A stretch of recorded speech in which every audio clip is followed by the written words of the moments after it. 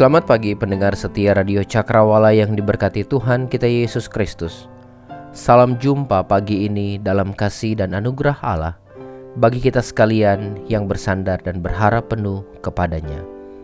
Pendengar setia Radio Cakrawala, sesaat lagi kita akan bersama-sama mendengarkan renungan Roti Hidup yang akan disampaikan oleh Mayor Okven Tengke, Komandan Divisi Kulawi. Selamat mendengarkan. Tuhan Yesus memberkati.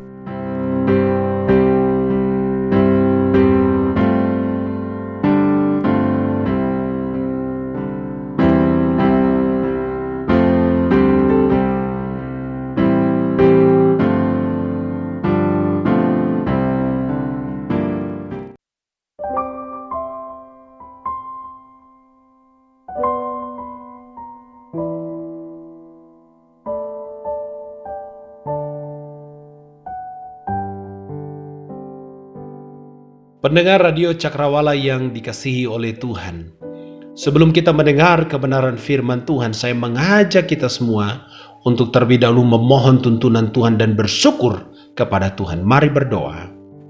Kami datang kepadamu ya Allah Bapa kami di dalam sorga. Kami patut mengucap syukur dan berterima kasih kepada Tuhan, sebab sungguh besarlah kasih kuasa Tuhan bagi kami. Di sepanjang malam kami telah dijaga, dipelihara oleh Tuhan. Dan di pagi ini kami dibangunkan oleh Tuhan dengan kekuatan yang baru, kesehatan yang baru. Sebelum kami melanjutkan aktivitas kami di sepanjang hari ini, kami akan mendengar kebenaran firman-Mu. Berbicaralah kepada kami dan tuntun hamba-Mu yang akan menyampaikannya. Kuduskan hamba-Mu. Terpujilah Tuhan dalam nama Yesus, firman yang hidup. Amin. Bapak Ibu saudara-saudara yang dikasihi oleh Tuhan, pembacaan kita di pagi hari ini diambil dari Ibrani pasal 11 ayat pertama yang berbunyi demikian. Iman adalah dasar dari segala sesuatu yang kita harapkan dan bukti dari segala sesuatu yang tidak kita lihat. Dari nama kitab Ibrani, maka kita dapat mengerti bahwa surat ini adalah surat pengembalaan buat semua orang percaya yang berlatar belakang orang Ibrani. Ibrani menunjuk pada orang-orang Israel yang berpegang teguh pada keyakinan mereka sebagai penganut agama Yahudi. Dan dari Injil, juga dari kitab Kisah Para Rasul, kita mengetahui bahwa ada beberapa orang Ibrani yang menjadi pengikut Yesus. Bahkan ada di antara mereka yang berasal dari golongan pemimpin agama Yahudi. Sebut saja yang terkenal adalah Nikodemus dan juga Paulus. Setelah peristiwa Pentakosta, makin lama maka makin banyak orang Yahudi yang percaya pada Injil, percaya kepada Yesus Kristus sebagai Tuhan dan Juru Selamatnya. Merrill Cheteni, seorang penulis buku, seorang teolog, menuliskan bahwa orang Kristen mula-mula yang berasal dari orang-orang Ibrani itu memiliki pengetahuan kitab suci yang memadai. Dalam hal ini adalah Perjanjian Lama dibanding dengan orang-orang Kristen yang non-Yahudi. Namun, di sisi lain justru hal ini menjadi tantangan tersendiri bagi pengikut Yesus yang berlatar belakang Ibrani. Sebab dari kecil mereka telah dididik dengan pengetahuan dan keyakinan akan keunggulan sistem kurban, keistimewaan imam di bait suci, keistimewaan bait suci, kehebatan Musa, Harun, Melkisedek, dan lain-lainnya. Bahkan ada di antara mereka yang menjadi pengikut Kristus, orang-orang Yahudi yang orang-orang Kristen yang berlatar belakang Yahudi, itu tetap masih berusaha untuk menjalankan dan mempraktekkan ibadah sebagaimana yang diatur dalam Perjanjian Lama. Misalnya, mereka masih berpegang pada aturan soal makanan, soal sunat, soal sabat, korban persembahan, dan lain-lainnya. Hal inilah yang membuat penulis kitab Ibrani yang oleh sebagian besar pakar Alkitab meyakini bahwa penulis kitab Ibrani itu adalah Paulus. Paulus harus menuliskan surat pengembalaan yang berisi teologi yang sangat penting, yaitu mengenai supremasi atau keunggulan Kristus dibanding semua tokoh-tokoh di dalam Perjanjian Lama dan juga sistem kurban atau ibadah dalam Perjanjian Lama. Paulus mau agar semua pengikut Kristus yang berlatar belakang Ibrani itu tekun di dalam iman mereka kepada Kristus. Sebab Kristus memiliki supremasi atau keunggulan dari semua yang ada di dalam Perjanjian Lama.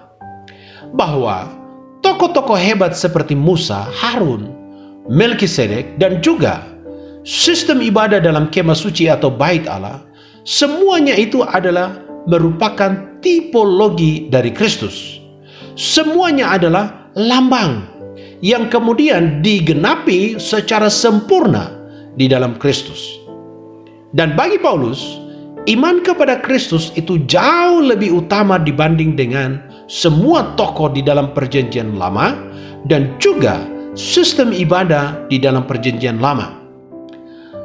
Dalam Ibrani pasal 10 ayat 38, Paulus menuliskan demikian. Tetapi orangku yang benar akan hidup oleh iman. Dan apabila ia mengundurkan diri, maka aku tidak berkenan kepadanya. Ayat ini khususnya kalimat tetapi orangku yang benar akan hidup oleh iman, itu adalah merupakan kutipan dari kitab Perjanjian Lama, yaitu kitab Habakuk. Pesan penting dari Ibrani pasal 10 ayat 38 adalah bahwa orang benar itu hidup oleh iman. Dan orang-orang beriman itu tidak boleh mengundurkan diri. Atau dalam bagian lain di kitab Ibrani, istilah bagi yang mengundurkan diri dari iman kepada Kristus itu disebut murtad. Sebab jika ada orang-orang yang percaya kepada Kristus, termasuk yang berlatar belakang Ibrani itu, kemudian mengundurkan diri atau murtad, maka ia tidak akan mengalami keselamatan. Orang yang beriman adalah orang yang hidup oleh iman dan mati di dalam iman. Dan orang Kristen seperti itu akhirnya akan bersukacita dalam keselamatan akhir yang dipastikan akan diperoleh di dalam Kristus. Jadi, Paulus mendorong orang-orang Ibrani untuk tetap beriman kepada Kristus dan bertahan dalam iman mereka, walaupun dalam menjalani iman ini ada banyak tantangannya.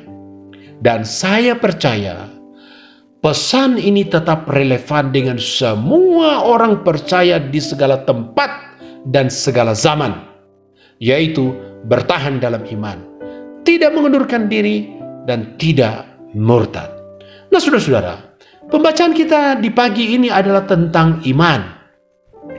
Kalau kita memperhatikan di dalam 1 Korintus 12 ayat 4-11, maka iman itu masuk dalam daftar salah satu karunia roh dari sekian karunia roh di dalam 1 Korintus 12 itu. Lalu di dalam kitab Roma pasal 10 ayat 17 itu dikatakan demikian. Jadi iman timbul dari pendengaran, dan pendengaran oleh firman Kristus. Jadi bagi orang Kristen, iman itu dikaruniakan kepada kita oleh Allah setelah kita mendengar firman Tuhan. Ketika seseorang mendengar firman Tuhan, firman Kristus atau Injil, dan dia merespon berita Injil itu, Allah bekerja mengaruniakan iman di dalam dirinya. Di dalam pembacaan kita tadi, penulis Ibrani menuliskan definisi atau arti dari iman. Kalau kita perhatikan struktur kalimatnya, maka paling tidak kita menemukan ada dua arti iman itu. Yaitu yang pertama, iman adalah dasar dari segala sesuatu yang kita harapkan. Dan yang kedua, iman adalah bukti dari segala sesuatu yang tidak kita lihat. Bagaimana kita memahami ini?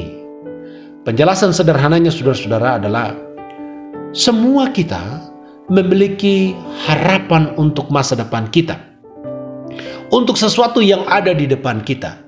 Dan tidak ada satupun kita yang memiliki pengharapan yang buruk atau negatif, entah itu mengenai diri kita, mengenai orang-orang yang kita cintai, dan bahkan mengenai dunia yang kita tinggali ini.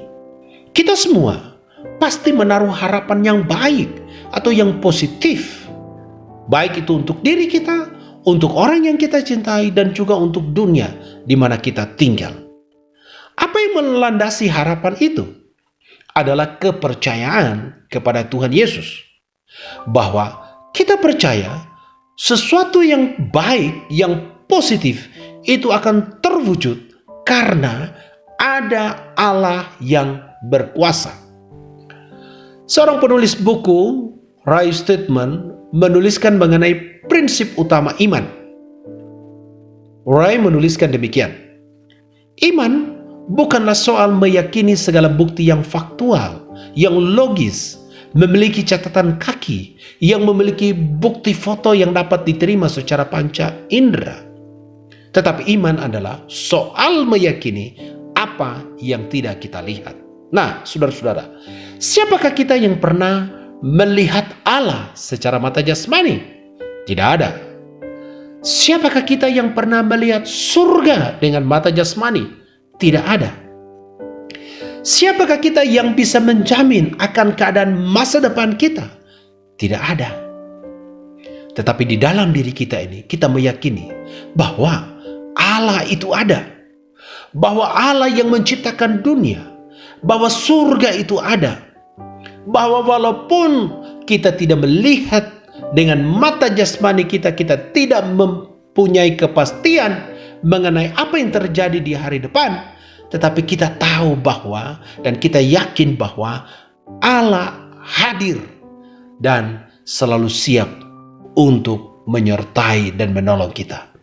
Saudara-saudara, itulah iman. Ada satu ilustrasi, satu cerita. Saya membaca ilustrasi ini pada waktu saya masih SD di majalah anak-anak, majalah Chip Chop. Lalu kemudian itu ternyata menjadi ilustrasi yang sangat terkenal, saudara-saudara, tentang seorang pemain sirkus yang menunjukkan kehebatannya berjalan di atas seutas tali dalam satu ketinggian, hanya di atas seutas tali, dengan lincah berjalan dari satu ujung ke ujung yang lain.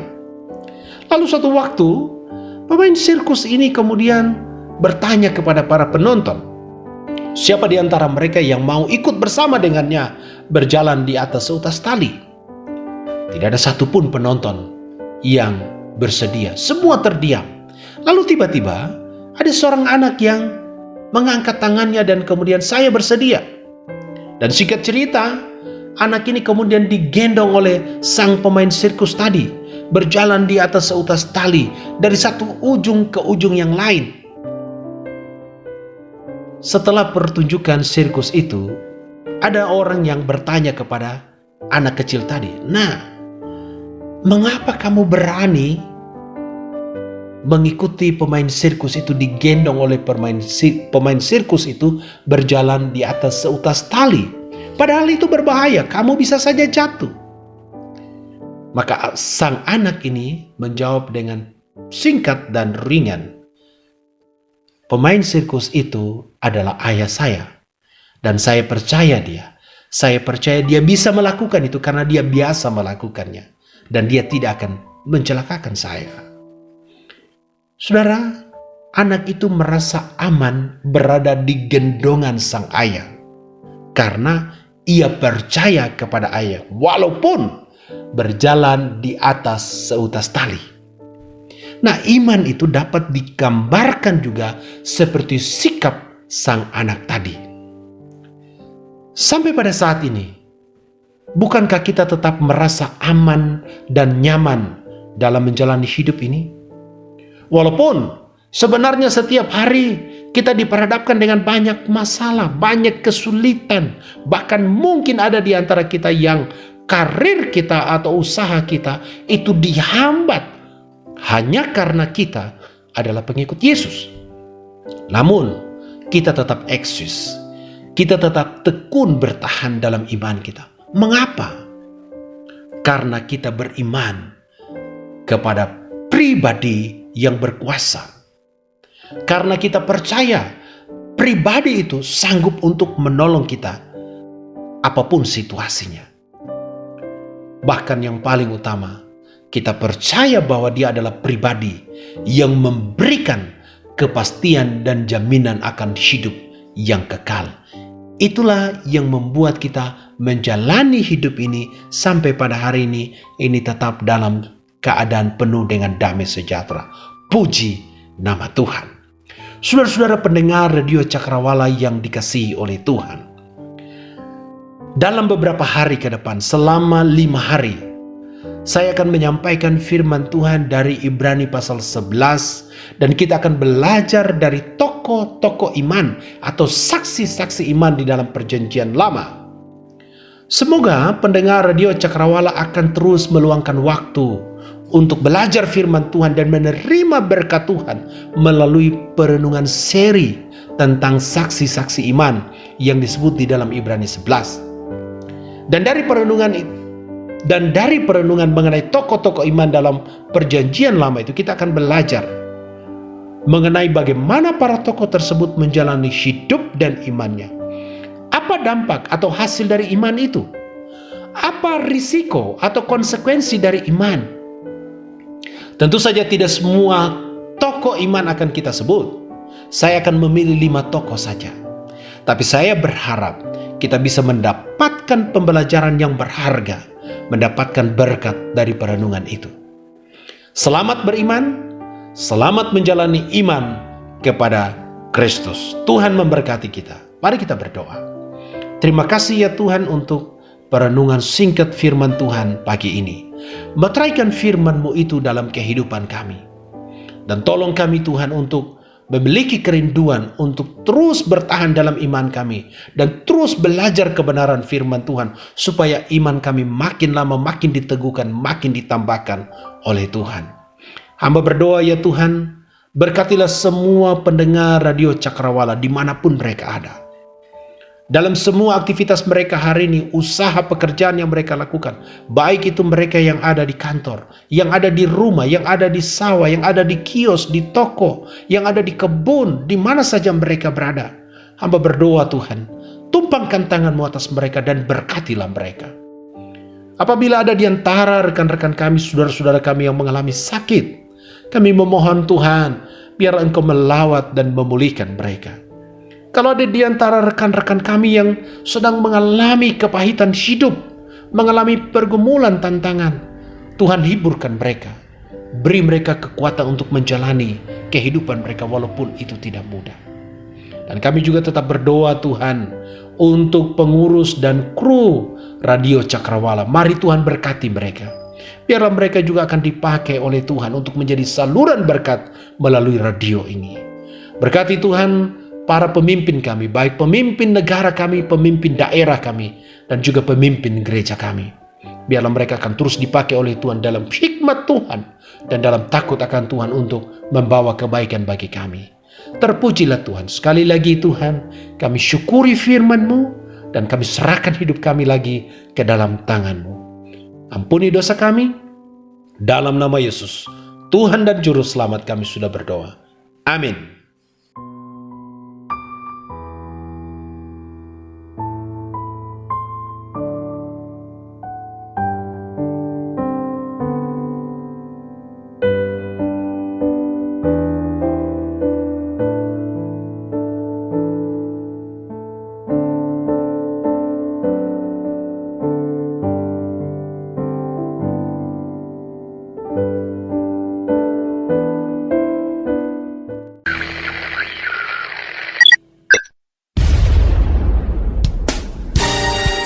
Pastikan Anda tetap bersama dengan kami di gelombang 89,2 FM, The New Cakrawala Radio. God bless us.